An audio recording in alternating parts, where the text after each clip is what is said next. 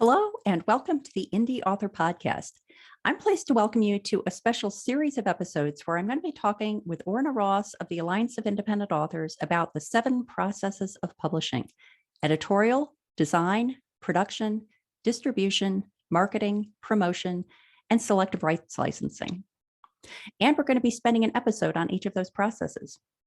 As many of you know, Orna Ross is the founder and head of the Alliance of Independent Authors, a nonprofit professional business membership organization for self-publishing authors. Ally provides trusted advice, supportive guidance, and a range of resources within a welcoming community of authors and advisors. I love Ally so much, I'm not only a member, but also an affiliate. So if you'd like to explore Ally via my affiliate link, just go to theindyauthor.com/affiliates. In addition to the series of the 7 processes of publishing, Orna also appeared in episode 70 of the podcast, Copyright for Authors. This series is going to be an invaluable evergreen resource. For those of you who are new to the indie author world, it provides great foundational information. But even for those who have been doing it for a while, I guarantee you'll get a bunch of new ideas and information, or be reminded of some great old ideas and information that may have slipped off your radar. Conveniently enough, the first episode of this series is episode 101 of the podcast. So if you're looking for these to refer to later, they will be episodes 101 through 107. In addition, if anyone is interested in following along with our discussion in book form, I can highly recommend the book 150 Self-Publishing Questions Answered: Allies Writing, Publishing, and Book Marketing Tips for Authors and Poets by Orna Ross and M.L. Ron, aka Michael Ron, who has also been a valued contributor to the podcast. And I'll put a link to that book in the show notes. So without further ado, let's start our conversation on the 7 processes of publishing with Orna. Hello, and welcome to this second in the series of the 7 processes of publishing. And I'm here with Orna Ross. Hey, Orna, how are you doing? Hi, Matty. I'm very well. How are you? I'm doing great. Thank you. As I mentioned, we're on to the second of the 7 processes, the first being editorial, and now we're on to design. And this is really, what does the inside and what does the outside of the book look like? And I'm going to start out with cover design. And one of the things that I thought was very interesting, I'm going to use as kind of an entree to this conversation, is in the book, 150 Self-Publishing Questions Answered, which is where much of this material can also be found. There was the conversation about cover design, billboard, or work of art. Do you want to talk a little bit about what you think of when you think of cover design, billboard, or work of art? Yeah, the function of cover design is so sophisticated now, and covers are so beautiful. I mean, to see just how much design has moved on, it's really interesting to look back at covers, say, 10 years ago, and just what is possible now is just amazing. Digital publishing has enabled extraordinarily beautiful covers, but it isn't really the function of a cover to be beautiful. That is all very well, but if it doesn't work as a cover, if it doesn't do the billboard thing, then it's a failure, no matter how beautiful the cover is. So I think we've got to always be thinking about our cover as the vehicle that will cause the reader to look further into the book. A cover doesn't actually sell a book, but what it does is it's the first step towards the sale. And that's what we've got to think about. It's got to be an attractor. It's got to speak to the reader that you want to attract your book. There's absolutely no point in somebody picking up the book because they like the cover if they don't read it. I mean, it's fine, but it's not what you're after. You want them to pick up the book and go further. You want that cover to speak of some emotional connection that you are trying to have with the reader. It's really a bridge between your heart and the reader's heart. That's what the cover should be. Are there some markers that people can look for or red flags they should watch out for if they're starting to think through, maybe they're finishing up their first book and they're thinking through what they want the cover to look like, they're thinking what they might want to ask a professional cover designer for? Any tips to lead them more to the billboard than to the work of art? Yeah, so I think in these early stages of the publishing process, it's the same when we were talking about editorial last time.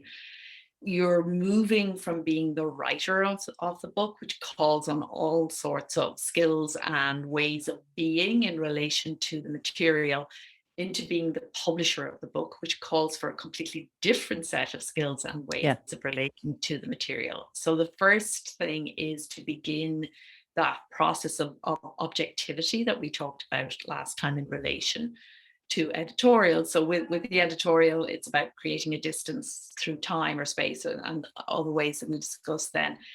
And for cover design, it's the same. You've got to take two steps back and ask yourself all sorts of questions about the reader and what's going to attract the reader. But the main thing to do, I think, is to look at other authors in your genre. So go online, go to the top 10, look at the book covers that are there, see what is actually attracting your ideal readers right at this moment, and begin to break the cover down in your mind. So look at, okay, that's the image, that's the author name, that's the title, what sort of fonts are being used, what sort of colors are being used, and why. What are these?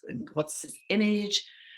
What are these colors? What's the overall mood? What is it saying to the reader? Why were these particular choices made? What does this cover have in common with the other 9 in the top 10? These kinds of questions, I think, are well worth beginning the exploration long before you're finished your book as you're writing. I think a kind of fun exercise is to subscribe to the reader email newsletters like BookBub and similar in your genre, because a couple of times I found, I'm subscribed to thriller, suspense, mystery, kind of that set of genres. And it's surprising how often there are 2 and sometimes 3 almost identical covers in the list. And the one that I bring up a lot, because I've collected a bunch of examples on my the Indy author Facebook page, is the historical book with the woman in the red outfit from the back during World War II with the World War II planes in the sky, and an identifiable architectural feature from either London or Paris in the background. And they're so similar. I mean, not similar in the sense of plagiaristically similar, but it is sending a very clear signal of, if you like this book with the woman in the red dress, you're going to like this book with the woman in the red dress too. And it's very clear when you look through books lists like that are genre based, in addition to looking at the online retail pages, what those tropes are in your genre. Definitely. And I think it can be quite a process for some authors to get from the normal kind of relationship that a writer has with their own material to understanding that. So this is the kind of thing that if you're trade published, you criticize your publisher for, but when you become an indie author and become a good publisher yourself, you actually begin to see the value of it and why publishers do it, because you're thinking about the reader, you're thinking, they've got 5 or 10 seconds that they're going to spend looking at this cover. So there is no room for subtlety. And very often authors talk about, for example, she had a red dress on in the cover, but my heroine never wore a red dress all the way through. And that's not what the cover is about. It isn't about reflecting your book in that way. It's just about getting all the shorthand signifiers that say to the reader, this is a book you're going to enjoy. And it can be quite a journey for some writers to go from how they relate to their book as a writer to that. I think an interesting analogy is to think of it as like visual keywords, that I don't think anyone's ever putting together their keywords and saying, I can't use that set of keywords. Everyone else has used those. I want a different and fresh set of keywords. No, you want to find all the keywords that match the other books that you think would be comparably interesting to your readers. And the cover can be like the visual version of keywords. Such a good way to think about it. It really is. And that's because you're taking the art bit away. Right. It is because we're thinking of it either our own art in our own work or the artwork that's making up the image in the cover. That's really good. I'm going to use that one, Matty. Good. You had mentioned the importance of thinking about why the covers work, looking through the top 10 in your genre and looking for the similarities and why they work. That's probably going to be comfortable to people who are not only writers, but also have kind of an artistic bent. But if that's not your thing, are there any resources people can use to better understand the why of that? Yeah, we have post on the self-publishing advice blog, which is selfpublishingadvice.org, and it's how to commission a designer. And in fact, we have a few key, big posts on design and book design and what it is and why it matters. So it's definitely worth checking those out. I think understanding cover design and becoming good at commissioning a designer. And I suppose this is a good place to say, don't do your own book design, please, unless you already are a book designer. Right. Even if you're a graphic designer, don't do it unless you understand the composition of book design, because it's not just, again, about how it looks. It's about much more than that. But I think to understand that it's a process as well, commissioning good design. And as I spoke of in relation to editorial, I think we skip over the research process that is necessary here. So the more time that you spend looking at them, the more you're going to get a sense of the why, if you like, which lies behind those design choices. And it can also be an interesting exercise to read the book description in relation to the design of the cover and just see the way in which certain tropes and things that turn up again and again in book descriptions in your genre will also be turning up in the actual visuals. And all of this helps you to understand those kind of trigger points that make the reader take the action. So when you're thinking about your why, you're thinking about why would my ideal reader pick up this book? There are some conventions, and I'm not going to remember them specifically, but for example, the type of font that's used, like serif versus sans serif font, or size of the font and things like that, that as a non-graphic designer, I might be responding to that as a reader, but I don't fully understand as an author. And so I think if people can maybe follow book design blogs or just keep a finger on the pulse of that, or at least maybe ask your book cover designer when you get it back and the font is way bigger than you think looks nice, ask them why they did it. And they will say, oh, so it will show up in a thumbnail, or whatever their answer is, to use that interaction as a learning experience as well. Definitely. Books, for example, will tend to have swirlier fonts than techno thrillers. And that's a very kind of obvious distinction, but that kind of thing is going on all the time. And authors would say, why is the title bigger than my name, or why is my name bigger than the title? The usual convention would be, if you're an established author who has a platform that in itself is going to attract readership, then the author name gets more billing. If it's your first book, first time out, then your well-chosen title is probably going to get more billing. So there are things like that going on as well. But what I find with most writers is that they love design, the creativity around design. They actually like to follow book design blogs and to learn more about book design and what's going on there, because it is actually quite fascinating. It is interesting to see the effect, and then why, have professionals explain why it's giving the effect that it has. I know a lot of book cover designers will ask clients or prospective clients to provide them with covers that they like. Might that lead down the wrong path if the author doesn't have a good sense themselves about it? I think the question they usually tend to ask for is the covers that you want the end design to emulate and to explain why. So again, it's back to this question of why. So an experienced designer will be able to take off your amateur author kind of assessments of the covers, and from that get a sense of something that should go into the cover, which they will obviously know the genre tropes and stuff like that, because you'll have chosen a designer who is suitable for your genre. Did we say that point? That's really important, that you get a designer who has experience in your actual genre. So they'll be able to take your responses and your sense of what you're doing. And designers are very good at ignoring you as well. You'll find they'll come up with all sorts of things, ideas and stuff, and they'll kind of ignore that, and they come out with something. And the power of a good visual is very powerful. But of course, you may not always love what they come up with. My own designer, who I've worked with since I began indie publishing, which is now a decade ago,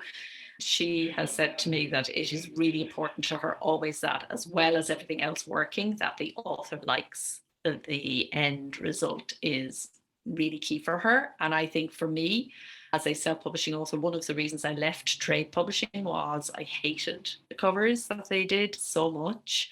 And I know why they did them, and I know how they were positioning the book in the marketplace, and I know it was successful and worked and all of that. And I'm grateful for that part of it. But I also know it's horrible to hate your cover, because Yes. you just never feel great at handing the book over to somebody or inviting them to read it. So I think as an indie author, one of the perks of the job is that you love your covers. So, Yeah. and they have to work commercially, but you also have to like them. So if you don't, it's back to the drawing board. And most designers will give you a couple of whirls and won't settle it down too much at the start. It'll be exploratory and stuff at the beginning, so there's room to change things up. I had an interesting experience with my first Anne Kinnear cover. It was the first book I had published. And at the time, I think that when the designer asked me to provide covers that I liked, there's an edition of the Patricia Highsmith books where there's an image, but it's not a clear image. It's an architectural detail that's used as a design element. So if you look carefully, you realize it's a spiral staircase or something like that. But when you're just glancing at it, it just looks like a design element. And I love the covers of those books. And I gave him those. I said, I love this idea of the architectural element as a design feature. And I gave him the summary of the book, which is this woman who can sense spirits and has a consulting business around that. And so I got the first one back, and it was a Gothic house on a hill with a creepy tree, a moon, and then hands around a crystal ball. I was like, no. And Where's my design element? yeah, where's my design element? And looking back, I realized that would have been a totally legitimate, and this was like an experienced, pretty well-known cover designer. That would have been a totally legitimate choice depending on how I wanted to position my book. But part of my pitch for my book was that sure, she can talk to dead people, but it's in the context of this otherwise very normal world. She has a consulting business that's like a CPA, and she has a business manager, and it's not like the woo Ouija board kind of thing. And so I feel like if I had gone with that, I probably would have sold a lot of books initially, but then the story wouldn't have paid off the expectation that the cover set. And so I initially did find a cover designer who did the single architectural element. And even though I recognize that I may be losing some sales because they don't jump out at people the way hands around a crystal ball would, I feel like the story is paying off the expectation the cover sets. And like you're saying, I just love showing people those books because I love the design. Any thoughts Yeah. about that story?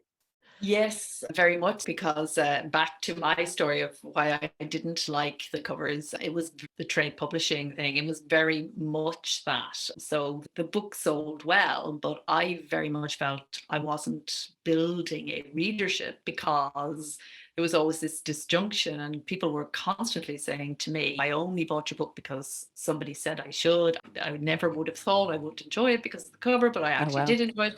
And of course, the contrary happened, probably more often. People bought the book expecting one sort of reading experience and got quite a different reading experience. And I think it's short-sighted, and I understand why trade publishing does it, because they mostly are working through the bookstore model, and you've only got a short period of time in which to move the books off the shelf, or the booksellers send them back. And so you do this. But I think in the long term, it doesn't do the author or the publisher any favors, really, because you're not building that readership. And in these days where you've got customer reviews, when people get a book that the reading experience doesn't match the cover, And they're very quick to say, you get your 1-star review, not because the book is bad, but because the reader expected something quite different. Right. So I think it's the single most important thing, I think, is that you're positioning your book correctly in the marketplace. And as we said, that takes a bit of research. That is a skill. That's not something that most of us as authors, lots of authors, are not very visual. We're verbal. Mhm. We're not brilliant on visuals. And so that whole way in which the visual elements of the cover are positioning your book is something that you need. It's a skill you need to develop, and your designer can hopefully help you to do that. So, for people who are convinced that a professional is the way to go, but they don't have boatloads of cash to sink into it, let's start with the most expensive tips about working with a professional designer who's creating a cover specifically for your book. And then if you could work through some of the maybe more financially accessible options as well. Yeah, I think the main thing in terms of saving money and making sure it's as cost effective as possible in terms of the designer that you're working with is to respect their time. So the more you can give them upfront. So we've spoken about providing your book description and providing a sense of what you want the cover to convey, and having a clear idea of who your target reader is, and going for somebody who already has experience in your genre, and giving them some samples of book covers that you like yourself and explaining why.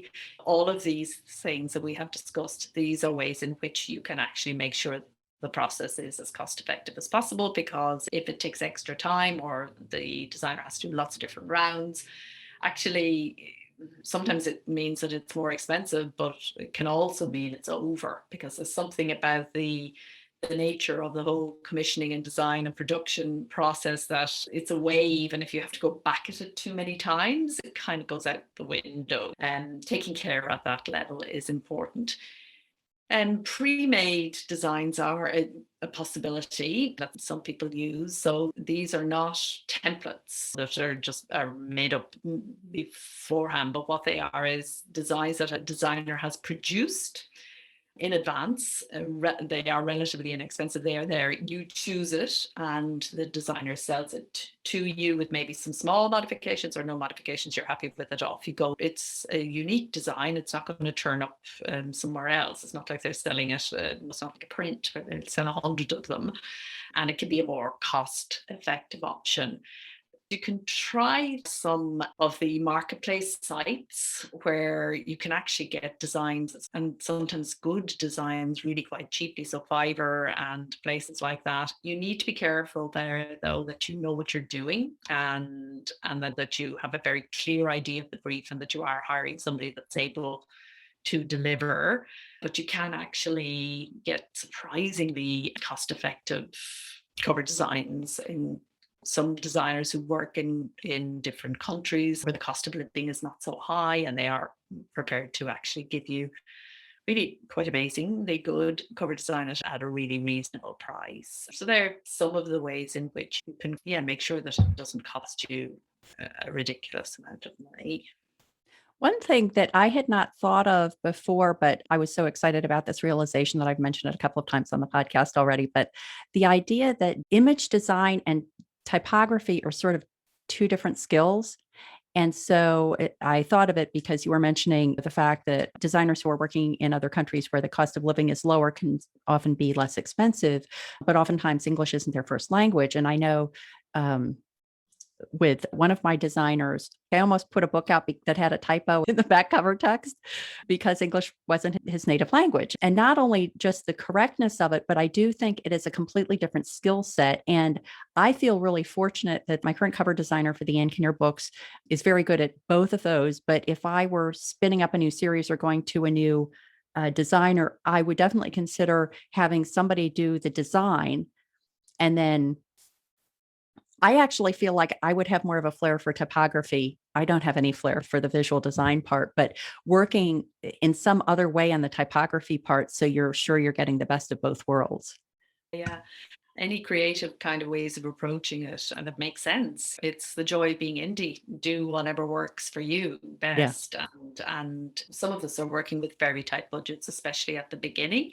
Mhm. So this is an area where you can spend thousands if you're not careful. Yeah. So you do need to be careful, and you do need to remember that it is just the function of the cover to sell the book to the reader and to get their interest. So not to overspend is important. I wanted to grab a couple of my books because I wanted to use them to illustrate something. One was your comment about getting on a cover designer's schedule early. And I definitely found that with the current designer for my Ann Kinnear books. And I'll describe it so people who are listening can follow along. So this is the cover that I ended up after I rejected the house on the hill with a creepy tree and the crystal ball. So it's a brass door knocker in the shape of a hand. And I've had this rebranded a couple of times, mainly just by having the font changed. So when it first came out, it was a scripty font. And then there was this brief period where it was this kind of big jagged font. And then I just recently got it rebranded with this font that I think does a nice job of combining a classic look, but sort of retro as well.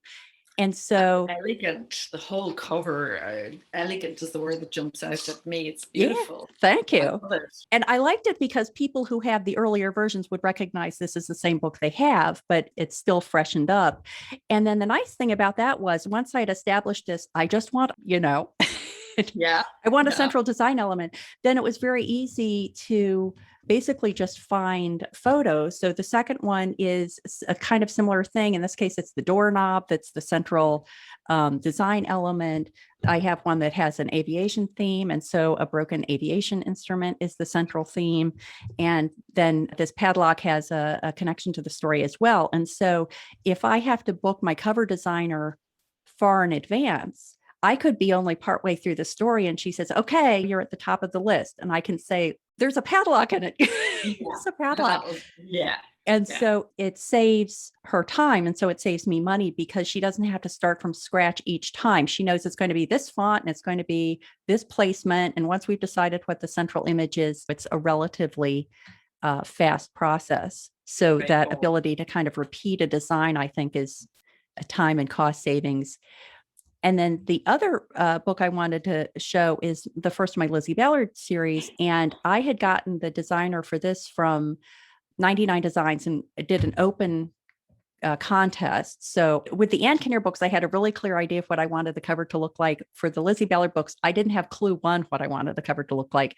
And so I did an open contest. And so I was getting a lot of entries and then I could vote and tell people which ones I liked and didn't like, and ended up with one that I loved. But I found it was very dark and the subtleties that I loved about it in the design made it not successful as a book cover because it really faded into the background. And so fairly recently, I went back to the designer and I said, could you brighten it up a bit? And he came back with a cover that was brighter and also, I think, more consistent with the covers of 2 and 3, which he also did. But being able to loop back and freshen up covers, I think, or regroup a little bit if it's not working is important. What are some markers that people should be looking out for that would make them revisit a cover? Well, if you're not selling, if you're not converting, particularly if you know that you've had people land on your page but not convert, or land on your cover and not go any further, I think that's the big one. And I had that experience with the cover. We changed the cover. It was an instant change. So I had commissioned the cover. It was a mother and daughter story. I'd wanted a mother and daughter on the cover, and the designer did exactly what I asked. And I liked the cover. They liked the cover, blah, blah, blah. Just did not work, just died a death. And we changed it, and immediately the sales started. So it totally was a cover issue. And the replacement was completely different. It was utterly different. If you're not selling, I would say do look at your cover first of all. Also freshen your descriptions, but do look at your cover. And if it is vastly different to what's around it, so covers change over time. And if your book is looking very different in a lineup, you might want to think about why that is compared to other books in its genre. And you might be happy to leave it if it is selling well, and sometimes standing out can be a good thing. not being the fourth red dress, but being something quite different can actually be a good thing. So there's no hard and fast rule about covers, and it's not a science. It's very much an art. And so it's very difficult to give absolute instructions about what does work and what doesn't work, because it's very much while you are going for a certain effect, it's an emotional response, and it's not going to be the same for everyone. If you get feedback on a cover, people find it distasteful or inappropriate or whatever. I mean, if it's one person, not at all. But if you're getting regular feedback from people that they had to get beyond the cover, and people will tell you that. It's something that readers will say to you. I really had to get beyond your cover, and I'm so glad that I did, because that might make you want to look at it again. And the other thing that happens is covers get stale. Like any book I've had that's been around for a good while has had a refresh. They've all been refreshed over time. I think you love it one year, but 3 years later you don't necessarily, because it's like fashion. Why do we suddenly start wearing yellow? And you look around and everybody's wearing yellow, and you realize, oh God, I was caught again by fashion.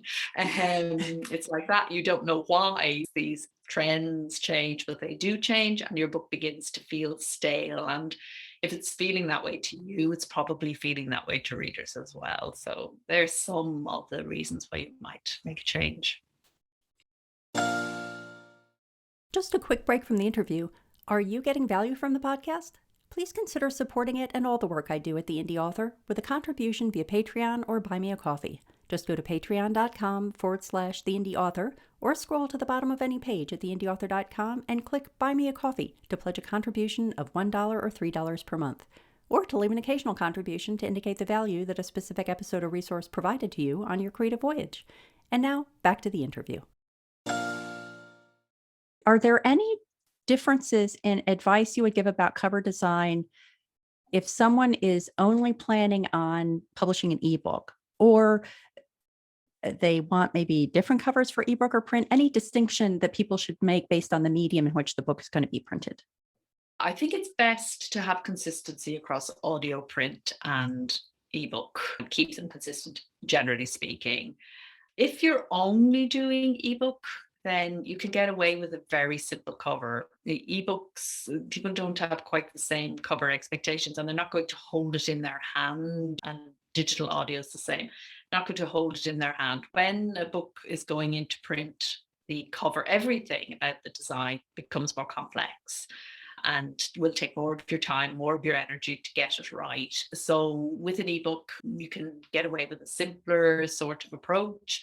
And I think you need to also decide. We had an interesting thing with in Ally with some of our covers, where there was a discussion about making them more like self-help, self-improvement, or more like an organization's instructional books. Authority on the one side versus friendliness on the other, and which you're going to go for. And these are also the kinds of decisions that you have to make as an author, whereby you might not be making the decision that is just about which cover is going to sell more. You might have other reasons why you want your covers to convey something to the reader that you need to keep in mind. I think the most important thing with the cover is to have the confidence to go with your gut, and then have the confidence to change it if it doesn't work out.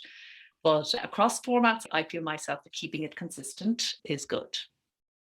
What kind of elements were you debating, or considerations were you debating, between the authoritative, organizationally sponsored thing versus the self-help, and which did you come down on?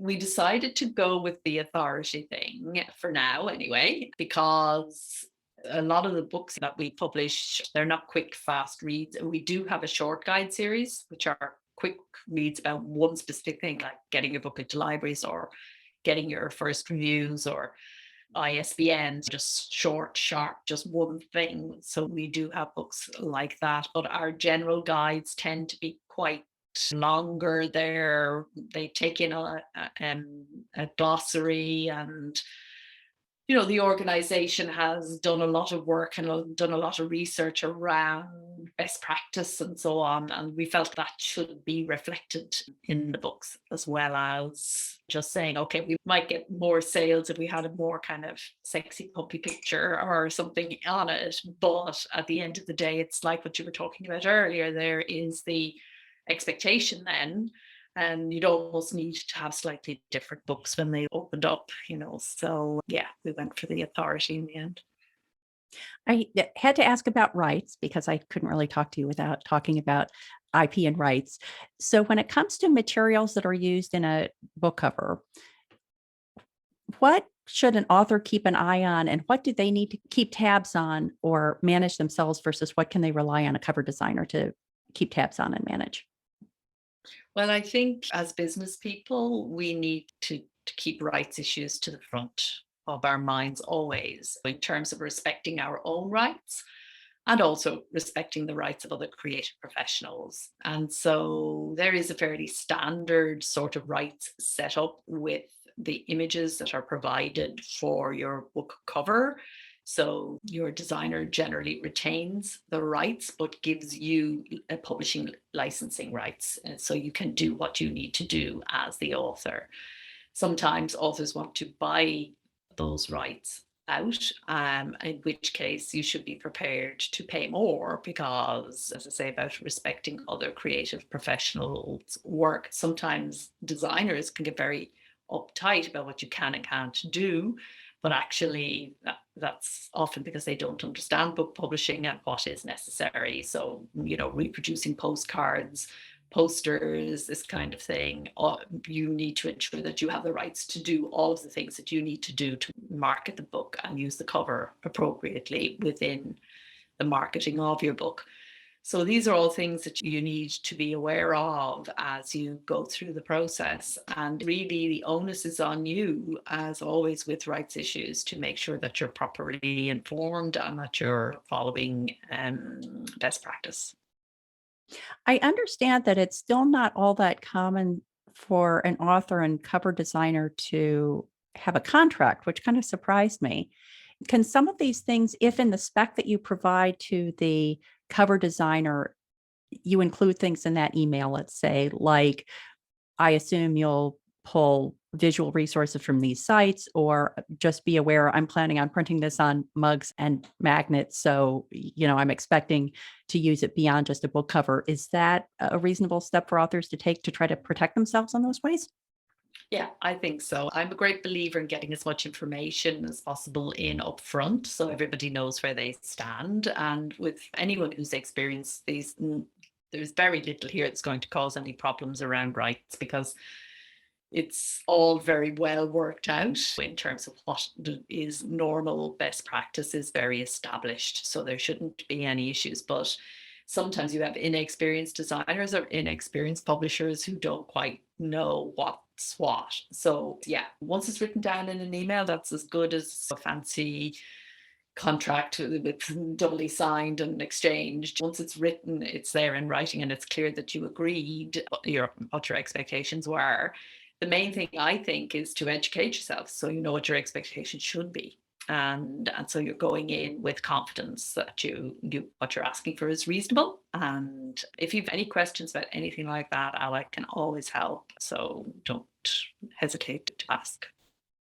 One of the things that I like about working with professionals through platforms like Readsy or Upwork, those are the two primary ones I use, is that assuming you're keeping your communications to those platforms as they encourage you to do, you have a history of all of that. And so if there turns out to be some question, you can go back and say, no, on June 1st, 2019, I told you that I was going to be using this on t-shirts and mugs. And there isn't any question, and that log will always be there.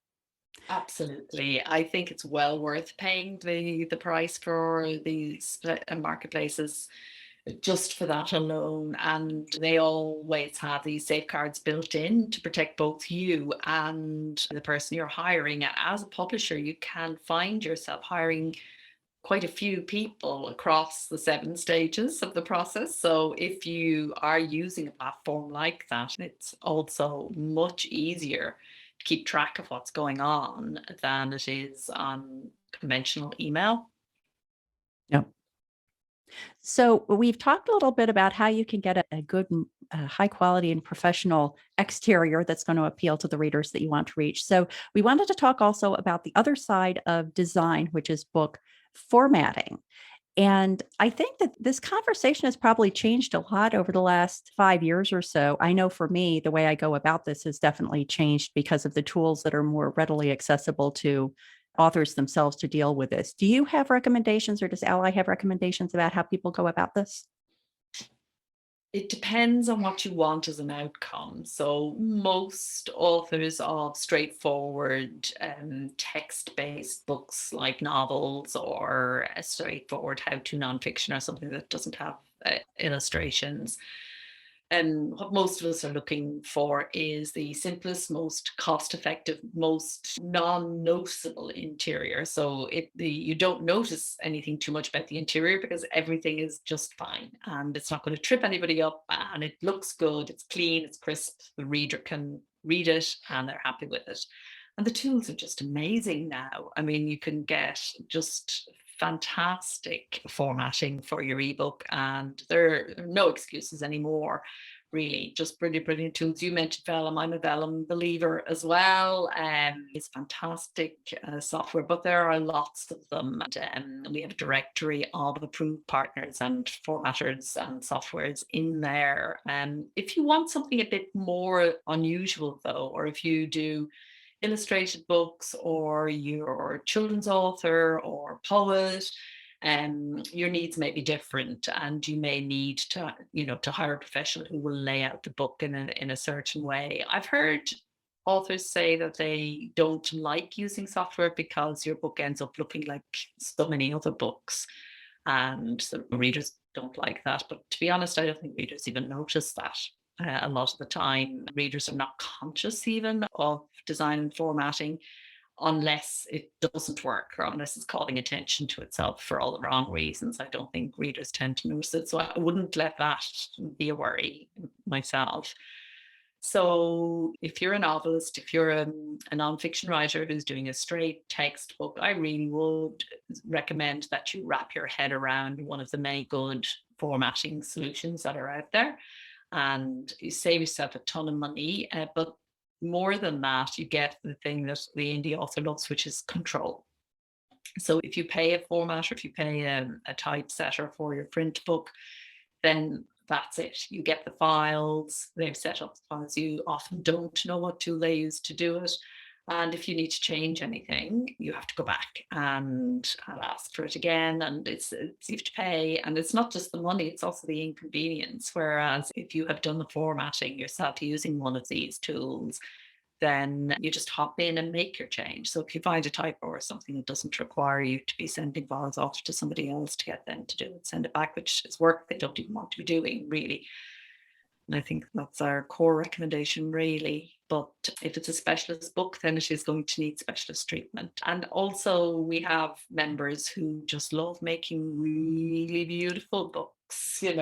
So Yeah. the interior is extremely important to them, and they want all the individual elements, and they take a real interest in making the book, which is very much part of their creative process. Obviously, if that's you, then that's a different thing. When I weigh the satisfaction I would get out of doing that with the time and effort, I choose not to do it. But I can understand why people would want to make that effort for a print book. But for an ebook, it just seems like trying to do it yourself. I don't know. I remember listening to a cooking show once, and they said that they had tried to make Triscuits. I'm like, why would you try to make Triscuits? Like, just buy Triscuits. They're pretty much perfect the way they are. You don't need designer Triscuits. And I think of ebooks the same way. It's going to look different anyway, right? It's not like you do an ebook and then it's beautiful. That's how every reader is going to see it. No, it's going to be different if they're on a phone or an iPad or a Kindle or a Nook, or how big they've made the font or which font they've selected. So I imagine there are people who are focused on that for the print book, but are willing to let it go for the ebook. Or are they also spending that much time on the ebook as well? Again, it depends. So you're absolutely right. I think, again, when it comes to fairly straightforward book, but if you're a children's author, for example, Yeah. you will take a lot of the more and more. Now, it wasn't an issue for a long time, but now kids grow up with, they're born with iPads in their hand, apparently.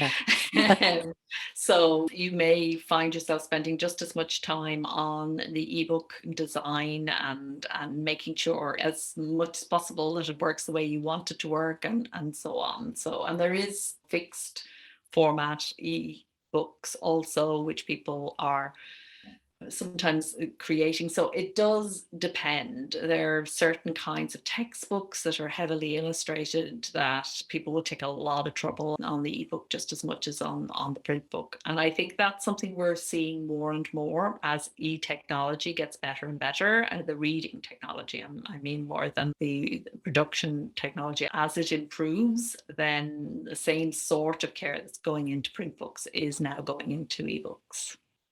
Oh, that's interesting. One of the other benefits that I see of a program like Vellum and many others, I'm sure, are that you press a button and you get all the different types of files you need, so that you get an EPUB, you can get the files that, depending on the metadata you've entered, are specific to upload to Amazon, specific to upload to Barnes & Noble, Google Play, all the different platforms. So that, for example, if you get to the end of an ebook and someone clicks on a link to get the next in the series, they're being sent to the appropriate store, not some store they want to have nothing to do with. And one of those was always Mobi files. So can you talk a little bit about the brief history of Mobi files and what the status of Mobi files is today and how they're used? Yeah, I think Moby is probably on the way out. So it's not something to worry about. New authors, if you haven't heard about it before, don't worry. So Moby was Amazon's proprietary format. Not was, is. It's still very live. Don't get me wrong, it's still there. But you had to have Moby files for publishing on Kindle for some years, and you no longer do.